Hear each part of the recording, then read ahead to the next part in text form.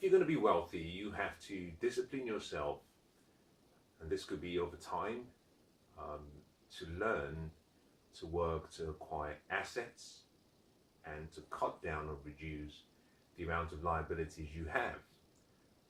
Now, let me qualify that statement by saying that the wealthy and the rich, they play a game called offense, meaning they increase their income to make sure that it's much more than their expenses or standard of living.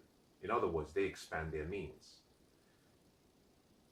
You and I, on the other hand, may have to start at the bottom. We may have to start by simply managing what we have, by living within our means first, and then once we start that journey towards creating wealth, then we can start to expand our means. And there's a very simple philosophy and principle for creating wealth, and it comes down to one statement: spend less than you earn and invest what you have left. It's really that simple. If you spend more than you earn, you can never be wealthy. If you spend all that you earn, you can never be wealthy.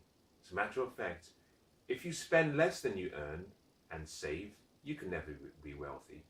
The key is investing. Everyone who becomes wealthy must become a compulsive investor. Now, this is the one area that you may have to think about really carefully. And by compulsive, I don't mean it's something abnormal. It's just simply an obsession you have, almost an obsessive focus, whereby every single month you set aside a portion of what you have for your future. And I think that is an obsession worth having. Making a decision to delay gratification and look towards your future and prepare for that future, so that when you arrive there, you have enough to meet your requirements and your needs. Wealth is created first by making a decision to acquire assets. Now, these assets must be those assets that, one, increase in value, increase in demand, because you can have an asset that has a higher value, but there's no demand. If there's no demand, then unfortunately that affects the value. But also you want assets that appreciate over time. So they're growing. And what you want really is exponential growth, not incremental. But both of them are welcome. Some investment vehicles and some investment products will create incremental growth. Some will create exponential growth. Financial wisdom allows you to choose the right one for you, because with exponential growth sometimes comes some level of risk. I believe, in my opinion and from my experience, that wealth is a slow journey. You've got to really reduce your speed. Speed kills, especially with investing. If you're going to invest, if you want to be wealthy, recognize that there's no race. It's not a marathon. It's like a long distance race, and you've got to prepare yourself for endurance and enjoy the journey. But also, in addition to that, you need these assets to produce what we call income. Assets that do not produce income are welcomed. You want them, but the disadvantage is, without income, then what you really have is a frozen asset. It cannot be liquidated except you choose to sell. And most people, over time, make a decision to hold on to their assets as long as they can, and even pass it on to their generations.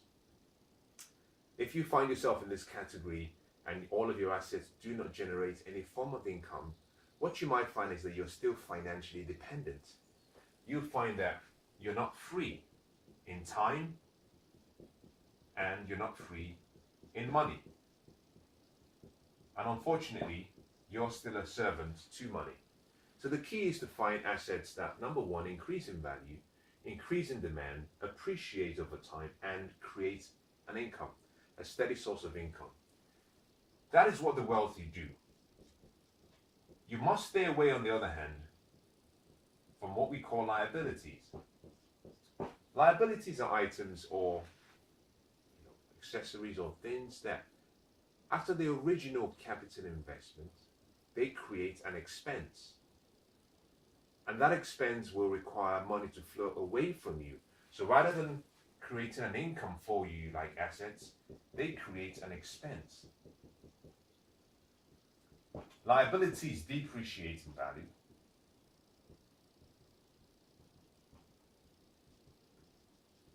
They might have high demand because they are based on consumerism.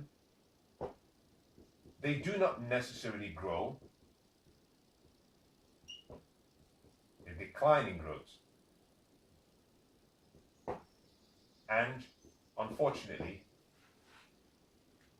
over time, you might find that the perceived value of that particular liability drops.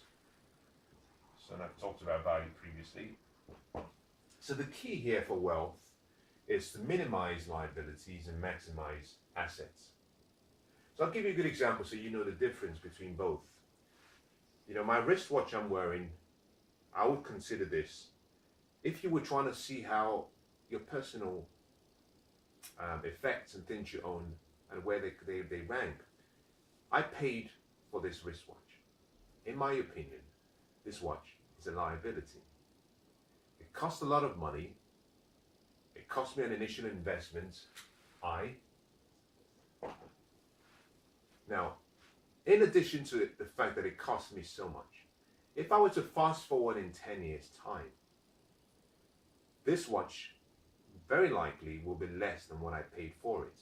Now, this is not a watch that was, made, handmade, and perhaps only 10 or 5 of them made in the entire world. So it's quite difficult to say that in 10 years it will be worth more. It doesn't have any of the blue or pink diamonds that are worth millions. So it's just a normal wristwatch. It's been mass produced. You can buy them anywhere, meaning that it's not really rare. And you see, rarity increases value. Now, although I paid an initial payment for it, over time it's going to decline in value. So it's depreciating. In addition to this, in your case, you might find that there are some personal items you have that are of great value that you might have insurance over them, so that if something happens to my watch, I can simply get a new one because I'm paying towards insuring it. That means that if you're paying every month, perhaps a wristwatch you have, the jewelry you have, a ring you have, in addition to paying the original capital investment, you're also creating an expense. So it produces an expense, it depreciates in value, the demand for this watch might reduce as time goes on, and it doesn't grow. So this wristwatch is a liability. I love it, but it's a liability. Now, whilst it's a liability, it's what I would call a bad liability. But interestingly, it still has an asset value.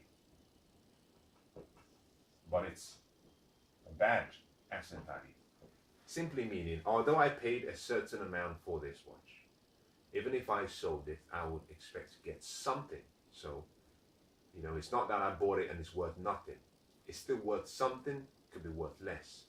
So I still have some value in the watch in terms of a monetary value.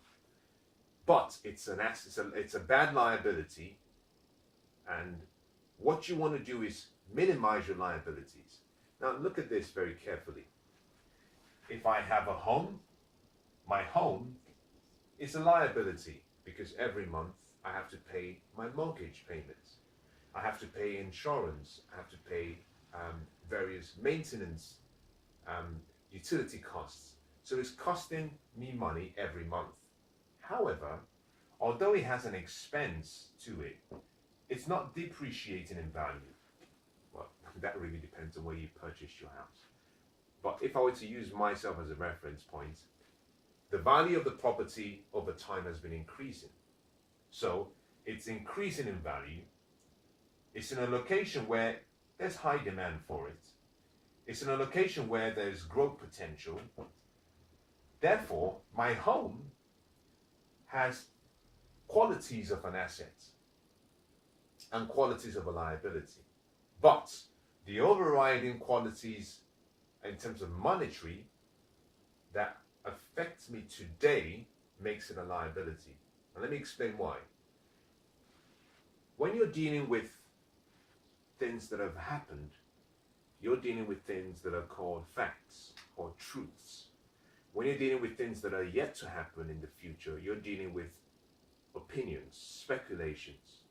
And when you're talking about appreciating in value, I'm basing my judgment on a possible future scenario. Based on information right now, yes, that in the future it will continue to appreciate, but it's an opinion. Who knows, the market might go down and in 10 years, rather than appreciate, the value depreciates. So you're dealing with an opinion. So whenever you're dealing with opinions, you've got to be very careful. You cannot use opinions. You must only use facts when you're dealing with assets and liabilities. Now, what is the fact or the truth? The truth is right now, today, it's an expense. Now, because I don't intend to sell the house, I do not reap any of the appreciated value. So I discount that. Although it has a high demand, I discount that because I'm not intending to liquidate that asset. So the only thing I can compare or use as a benchmark for comparison is the expense or the income.